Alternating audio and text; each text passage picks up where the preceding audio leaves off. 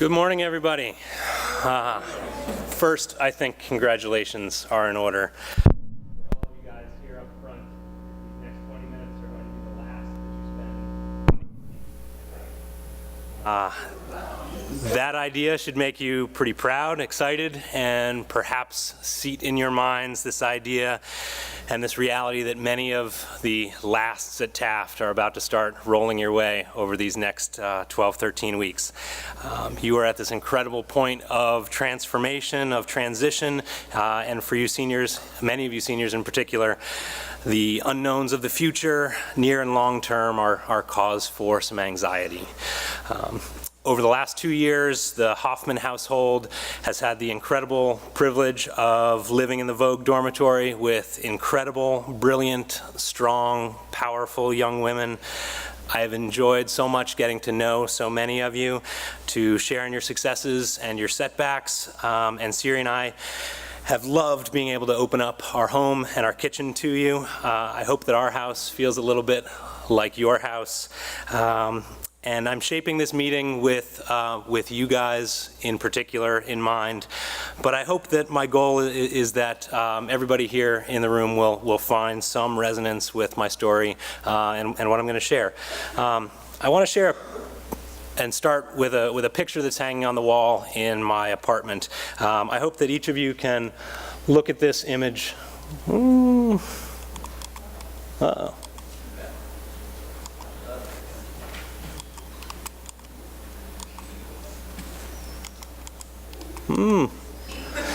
Maybe I can get upstairs to help me out with getting that image going up. I hope that you can, there we go. There we go. There we go. I hope that you can all look at this image and find some sort of commonality of yourself and your experience at Taft. This is a picture of 7 young people, classmates, friends, obviously sharing a shared sense of experience and with a lot of great support for one another. I hope that you all each have some version of this picture for yourself, even if it's only an emotional one that bears a resemblance to this picture. So this is the entire female side of the 10th grade class at Burke Mountain Academy in Burke, Vermont. Burke is the nation's leading ski academy, a school combining the highest quality coaching and ski training with exceptional college prep academics. This small school of about 70 students in the Northeast Kingdom of Vermont has been around for almost 40 years, over 40 years, and among Burke's graduates include 133 national ski team racers, 33 Olympians, and including among that group of Olympians, gold medalist and current world champion Michaela Schifrin. It is a big-time, serious program for talented, smart, hard-working, driven young people, and so in some ways it certainly bears similarities to Taft. And this photo is of my wife and her classmates. This is where she went to school at Burke Mountain Academy. There are 7 people in the photo. I don't know all 7. I know 5 of them. My wife, of course, knows everyone, but the first parallel I want to draw for you guys as you try to connect this photo to maybe the one that you have in your own mind is that as you move through life, not everyone that exists in your photo is going to come along with you all the way. And while that may be a point of anxiety, I don't think it should be. I think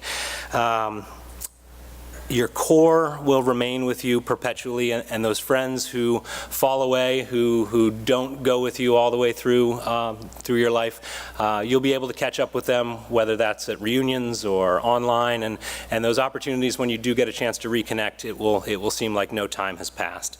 I'm personally getting excited for my 20th high school reunion this spring, and reconnecting with a lot of people that I haven't seen in decades.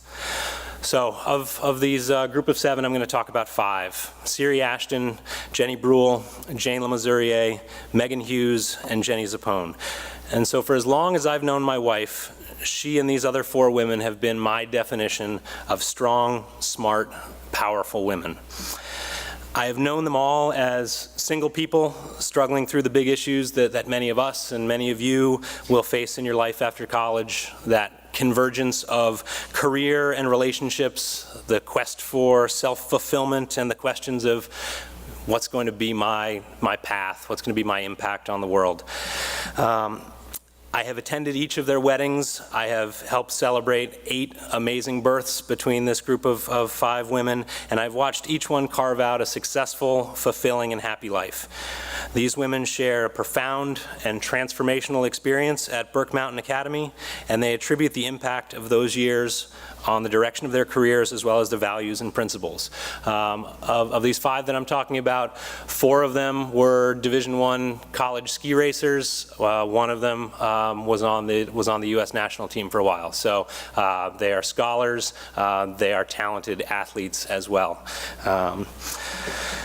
And so over the last week, I had a chance to get on the phone and chat with each of them and try to gain some of the wisdom that they've learned over the years since they graduated from high school.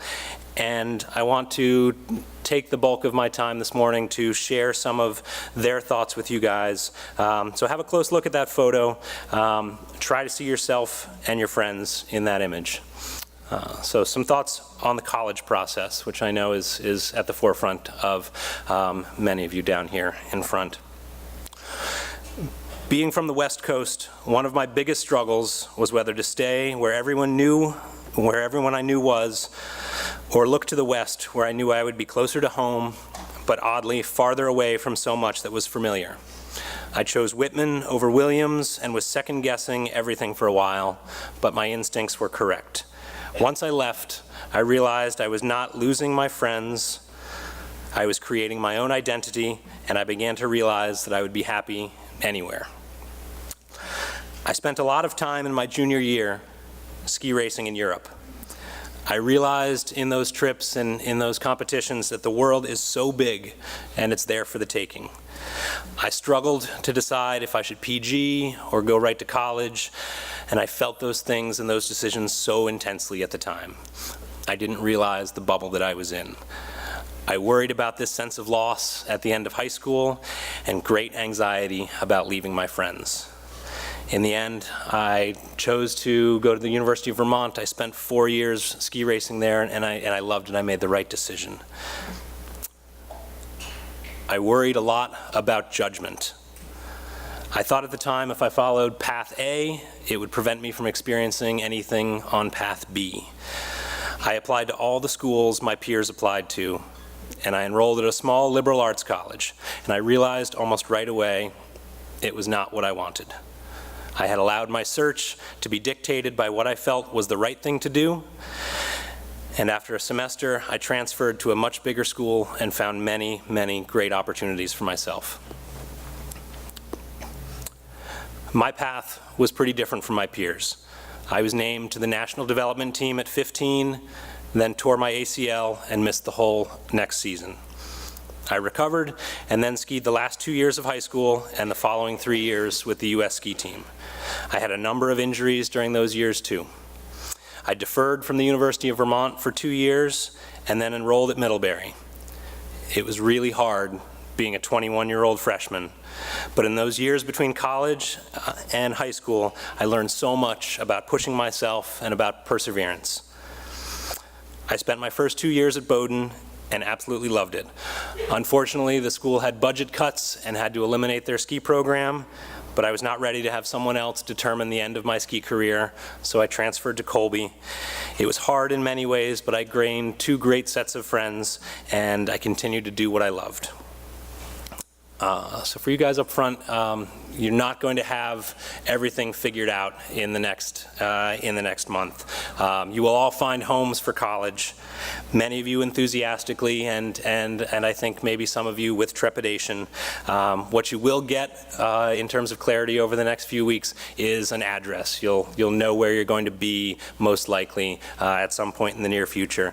But when you arrive at that place, the hard and satisfying work of choosing friendships, majors, internships, clubs, parties, loves, all will await you.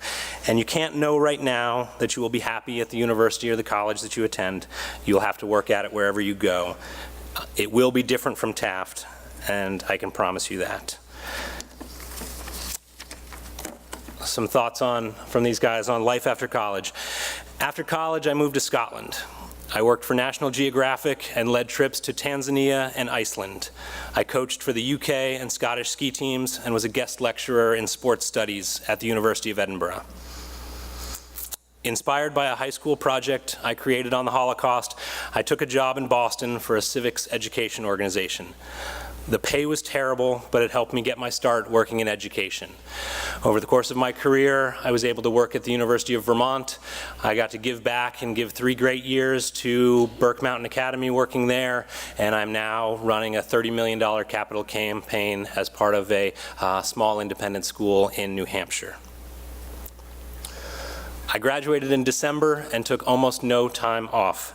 I literally started working as an English teacher at Mount Mansfield Academy the day after I graduated. A few years later, I earned a master's at Breadloaf at Middlebury, while also coaching skiing and soccer for the university. I'm now a full-time U14 ski coach, November through April.